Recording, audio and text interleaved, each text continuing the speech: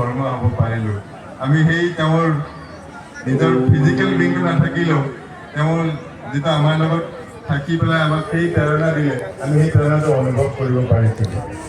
ৰবীন্দ্ৰনাথে এটা কথা কয় যে আজি এতিয়া সূৰ্যটো উদয় হোৱাৰ পিছত এতিয়া সূৰ্যটো আমাক পোহৰ দি আছে।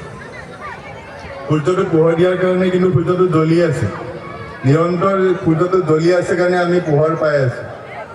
যেতিয়া অলপ পিছত সন্ধিয়া হ'ব, সন্ধিয়া হওঁতে কিন্তু কাৰেণ্টটো জ্বলিব, কাৰেণ্টটো জ্বলাৰ পিছত এই লাইটবিলাক জ্বলিব।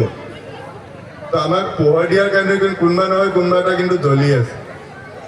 দিনত সূৰ্যটো জ্বলি আছে আমাক পোহৰ দিয়াৰ কাৰণে, ৰাতি হ'লে কাৰেণ্টটো জ্বলি আছে আমাক পোহৰ দিয়াৰ কাৰণে। যে অবিন্দাদা কৈছে আমিও প্ৰত্যেকজনৰ সমাজত যদি আমি সমাজখন উজ্বলাই তুলিব লাগে, কোনোবা নহয় কোনোবা কিন্তু জ্বলিব লাগিব। জ্বলিব কেনেকৈ লাগিব? ঠাকুৰে যেনেকৈ